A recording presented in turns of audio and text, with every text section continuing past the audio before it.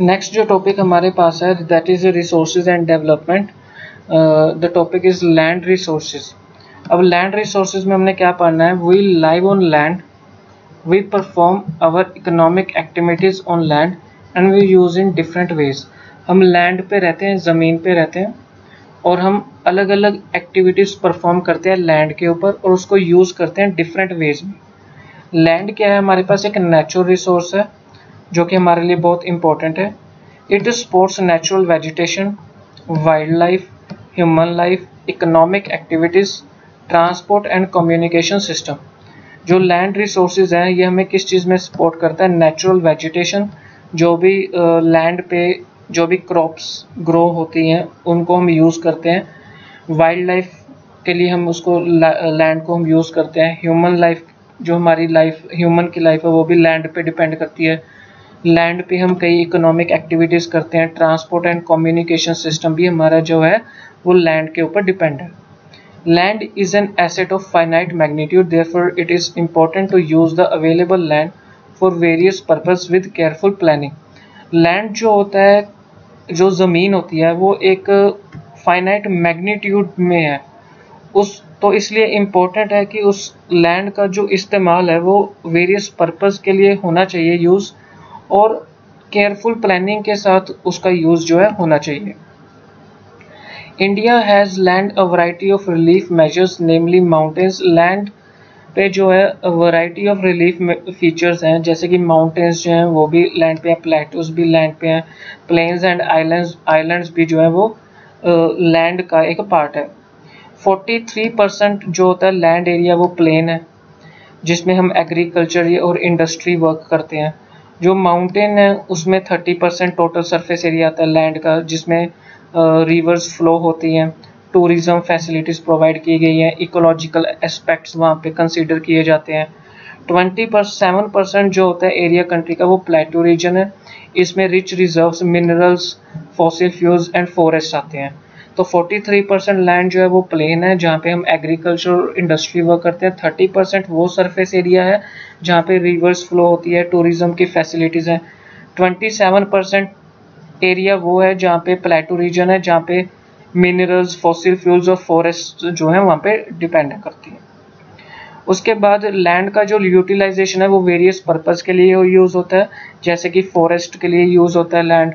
Land not available for cultivation, जहाँ पे हम कल्टीवेशन नहीं कर सकते, क्रॉप नहीं लगा सकते, उसको हम बैरन और वेस्ट लैंड बोलते हैं, मतलब बंजर ज़मीन बोलते हैं और वेस्ट लैंड बोलते हैं। Land put to non agriculture uses, जैसे कि बिल्डिंग, रोड्स एंड फैक्ट्री, जहाँ पे एग्रीकल्चरल वर्क नहीं होता लैंड के ऊपर, वहाँ पे हम बिल्डिंग्स बनाते हैं, रोड्स बनाते हैं और फैक्ट्रीज बनाते हैं। अदर कल्टिवेटेड लैंड जैसे कि fallow land. Uncultivated land other कौन सी होती है, permanent pastures and grazing land, land under miscellaneous tree crops groves not including in net sown area, constructible wasteland left uncultivated for more than 5 agriculture years, permanent pastures and grazing land।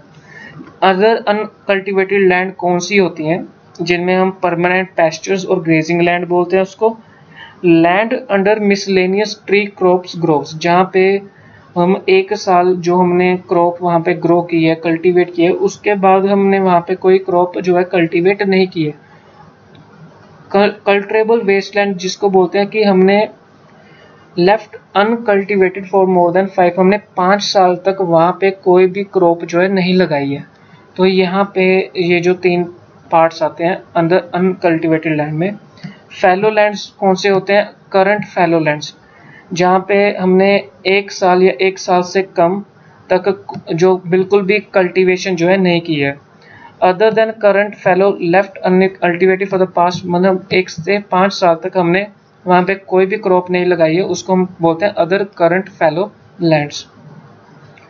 Net sown area क्या होता है, area sown more than once in an agriculture year, जिस area पे हमने 1 साल से ज़्यादा, मोर than once, 1 से ज़्यादा बार वहाँ पे जो एग्रीकल्चरल पार्ट हमने किया है, क्रॉप कल्टीवेशन की है, प्लस नेट सोन एरिया, उसको हम बोलते हैं ग्रॉस क्रॉप्ड एरिया। नेक्स्ट हमारे पास टॉपिक आता है land use pattern in India. The use of land is determined by both physical factors such as topography, climate, soil types, as well as human factors such as population density, technological capability and cultural and traditions। जो land का use है उसको हम कैसे find out करेंगे कि किन factors के ऊपर वो डिपेंड करता है। जिन फिजिकल फैक्टर्स के ऊपर वो डिपेंड करता है उसमें टोपोग्राफी आती है, टेम्परेचर वगैरह आता है उसमें, क्लाइमेट, सॉइल टाइप कौन से टाइप की सॉइल है, ह्यूमन फैक्टर्स जैसे कि पॉपुलेशन डेंसिटी कौन सी है, टेक्नोलॉजिकल वो लैंड कितनी कैपेबल है, कल्चरल एंड ट्रेडिशंस कि वहाँ पे कौन कौन सी क्रॉप जो है लगाई जा सकती हैं। Total geographical area in India is 3.8 million square kilometre land use data. जो टोटल जियोग्राफिकल एरिया मतलब जहाँ पे हम क्रॉप कल्टीवेशन करते हैं that is 3.8 million square kilometre है। However, it is available only 93% of total area because the land use reporting most of the northeast state except Assam has not been done fully. Some areas of Jammu and Kashmir occupied has not only been surveyed. कुछ कहते हैं 93% ही जो है total area जो use होता है land का agriculture के लिए, बाकी जो है अभी उसका सर्वे ही नहीं हुआ है और कुछ जो है उसको पूरी तरीके से यूज नहीं कर पाए लैंड को कि कैसे एग्रीकल्चर के लिए उसको यूज करना है। The land under permanent pasture has also decreased. How are we able to feed our huge cattle population on this pasture land? What are the consequences of it? Most of the other than current fallow lands are either of poor quality or cost of cultivation such as land is very high. Hence, these lands are cultivated once or twice in about 2 to 3 years. And if these are included in the net sown area, that the percentage of net sown area in India comes to be 54% of the total reporting area. The land under permanent pasture has also decreased। कहते भी जो land agriculture के लिए use होती है वो लगातार कम use हो रही है एग्रीकल्चर के लिए। उसका कारण क्या है? क्योंकि जो फीड हम देते हैं ह्यूज कैटल पॉपुलेशन को ऑन दिस पैस्चर लैंड, और उसके क्या कारण होंगे, और जो होता है कि पुअर क्वालिटी जो होती है लैंड की, और दूसरा जो cost of cultivation of land है जहाँ पे हम क्रॉप लगा रहे हैं उसकी कॉस्ट जो है वो भी हाई हो रही है। Hence these lands are cultivated, इसलिए ये जो लैंड्स है ये कल्टीवेटेड होती है वंस, या तो एक बार होती है या तो ट्वाइस 2 बार होती है, 2 to 3 ईयर्स सिर्फ 2 या 3 सालों के लिए। और ये जो नेट सोन एरिया इंक्लूड होगा ये टोटल इंडिया का जो है 54% टोटल रिपोर्टिंग एरिया में आता है।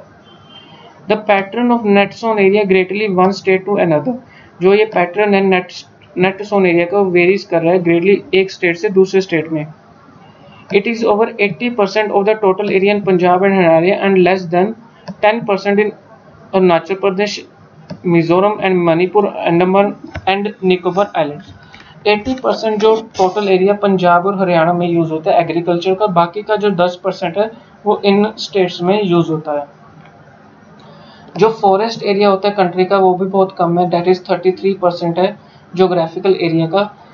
It was outlined in national forest policy. National forest policy में बताया गया है कि सिर्फ 33% ही फॉरेस्ट का पार्ट जो है लैंड पे रह गया है।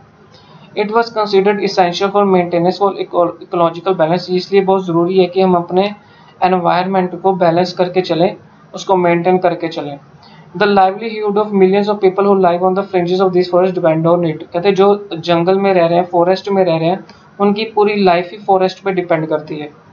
A part of land is termed as wasteland, जो लैंड एग्रीकल्चर के लिए यूज नहीं होती उसको हम वेस्टलैंड बोलते हैं, और land put to non agriculture use मतलब उसको उस लैंड को हम किस में डाल देते हैं जहाँ पे एग्रीकल्चर वर्क नहीं हो सकता। वेस्टलैंड कौन से होते हैं? जिसमें rocky, arid, desert areas, land put to other non agriculture units, जैसे वहाँ पे जहाँ पे एग्रीकल्चर वर्क नहीं होता वहाँ पे रोड्स बनाते हैं, फिर वहाँ पे रेलवे वर्क होता है, इंडस्ट्री लगती है। तो ये जो होता है वेस्ट लैंड जिसको बोलते हैं, जहाँ पे बाकी पर्पस के लिए उसको यूज किया जाता है। Continuous use of land over a long period of time without taking appropriate measures to conserve and manage it result in land degradation। अब land degradation क्या होता है? ये बहुत ही important part है कि हम जब किसी लैंड का बिना किसी मेजरमेंट के उसको यूज करते ही जा रहे हैं और हमने ना तो उसका कोई ध्यान रखा, उससे क्या होगा कि लैंड डिग्रेडेशन होगी, उसके हमारी सोसाइटी में एनवायरनमेंट में बहुत ज़्यादा बुरे असर जो है आने वाले टाइम में फिर दिखेंगे। Land degradation and conservation measures क्या होते हैं? We have shared our land with the past generation will have to do so with future generations too. हमने शेयर किया लैंड के बारे में पास्ट जनरेशन में भी, अब हम उसको फ्यूचर जनरेशन में भी यूज़ करेंगे। 95% जो हम यूज़ करते हैं बेसिक नीड, जो हमारा फूड पे यूज़ होता है, हमारा घर बनाने में यूज़ होता है, हमारे क्लॉथिंग पे जो है यूज़ होता है, they are obtained from land. और ये सारी चीज़ें हमें लैंड से मिलती है। जो भी human activities have not have only brought about degradation of land but also have aggravated the pace of natural forces to cause damage to land. कहते हैं जो ह्यूमन एक्टिविटीज है, अब वो नेचुरल रिसोर्सेज को लगातार इस तरीके से यूज करते जा रहे हैं, ना ही उनकी कंजर्व हो रही है, ना ही उनको मेंटेन किया जा रहा है, जिससे क्या हो रहा है कि लैंड जो है बहुत ज़्यादा उसका नेचुरल डैमेज किया जा रहा है। At present there are 130 million hectares of land degraded in India. अभी जो प्रेजेंट की बात करें तो 130 मिलियन हेक्टेयर्स जो है डिग्रेडेड लैंड हुआ है इंडिया में। 28% जो बिलोंग होता है फॉरेस्ट एरिया में आता है, 56% जो है वाटर एरोडेड एरिया में आता है, और रेस्ट जो है वो वहाँ पे स्लाइन एंड अल्कलाइन डिपॉजिट होता है। सम ह्यूमन एक्टिविटीज जैसे कि डिफोरेस्टेशन, पेड़ों का काटना, ओवर ग्रेजिंग, जरूरत से ज़्यादा क्रॉपिंग करनी, माइनिंग करनी जरूरत से ज़्यादा, quarrying to have contributed significant in land degradation. तो लैंड डिग्रेडेशन का क्या है कि गलत तरीके से जो लैंड का जो यूज़ हो रहा है उससे हमारे एनवायरनमेंट को जो है नुकसान हो रहा है। माइनिंग साइट्स जो है are abandoned after excavation work is complete leaving tick sparks and traces. कहते हैं जो माइनिंग एक्टिविटीज होती हैं वहाँ पे क्या होता है कि जब आप कहीं पे माइनिंग कर रहे हो तो माइनिंग करने के दौरान क्या करते हैं, वहाँ पे जो भी मिट्टी होती है, जो भी वेस्टेज मटेरियल होता है वो वहीं पे छोड़ देते हैं, जहाँ पे फिर क्या होता है ओवर बर्डनिंग आती है। In states like Jharkhand, Chhattisgarh, Madhya Pradesh, Orissa, जहाँ पे डिफोरेस्टेशन ड्यू टू माइनिंग हो रही है, उससे हमारे लैंड डिग्रेडेशन पे काफ़ी असर आ रहा है। In states like Gujarat, Rajasthan, Madhya Pradesh and Maharashtra, over grazing की वजह से लैंड डिग्रेडेशन हो रही है। In states of Punjab, Haryana, Uttar Pradesh, over grazing responsible है लैंड डिग्रेडेशन का, जिससे में उसके कारण है ड्यू टू वाटर लॉगिंग होना, लीडिंग टू उससे हमारी इंक्रीज इन सैलिनिटी होती है and alkalinity in the soil, मतलब सॉइल में जो है उसकी जो न्यूट्रिएंट्स हैं लगातार खत्म होने शुरू हो जाते हैं। Mineral processing like grinding of limestone for cement industry and calcite and soapstone for ceramic industry, huge quantity of dust in the atmosphere. जब हम सीमेंट इंडस्ट्री पे वर्क करते हैं या कोई सोपस्टोन इंडस्ट्री, सिरेमिक इंडस्ट्री में काम करें तो उसकी बहुत सारी जो डस्ट है वो एटमॉस्फेयर में जाती है, जिससे क्या होता है कि infiltration of water into the soil after settle down on the land. तो जो सॉइल के न्यूट्रिएंट्स होते हैं वो बिल्कुल ख़त्म होने शुरू हो जाते हैं, और जो वाटर वेपर्स होते हैं जब वो सॉइल पे ड्रॉप होते हैं तो वो क्या करते हैं सॉइल के न्यूट्रिएंट जो है उसको ख़त्म करना शुरू कर देते हैं। इंडस्ट्रियल जो वेस्ट प्रोडक्ट होता है मेजर सोर्स होता है लैंड डिग्रेडेशन और वाटर पोल्यूशन का कंट्री में। There are many ways to solve the problems of land degradation. हमने बहुत सारी प्रॉब्लम्स जो है बहुत सारे तरीके हैं इन प्रॉब्लम्स को सॉल्व करने के लिए। अफॉरेस्टेशन जैसे पेड़ों का लगाना, प्रॉपर मैनेजमेंट ऑफ ग्रेजिंग करनी, इनसे हम जो है इस लैंड डिग्रेडेशन को हम जो है सॉल्व कर सकते हैं। Proper management of grazing and afforestation. Planting of shelter belts of plants, control on overgrazing. Planting of shelter belts of plants, control करना ओवरग्रेजिंग के ऊपर। Stabilization of sand dunes of thorny bushes, some of the methods to check land degradation. अब कौन कौन से methods होते हैं check करने के लिए लैंड डिग्रेडेशन के? एक तो planting of shelter belts of plants, मतलब planting of shelter belts of plant. दूसरा होता है कंट्रोल ऑन ओवरग्रेजिंग। तीसरा होता है stabilization of sand dunes on growing thorny bushes. Proper management of waste lands, control of mining activities, proper discharge, disposable of industrial influence and waste after treatment. उसके हम land and water degradation को reduce कर सकते हैं अगर proper management से काम होगा, माइनिंग एक्टिविटीज़ पे कंट्रोल किया जाएगा, प्रॉपर डिस्चार्ज होगा और इंडस्ट्रियल वेस्ट का भी जो है कम किया जाएगा, तो हम इनका आसानी से जो लैंड डिग्रेडेशन है उसको कम कर सकते हैं।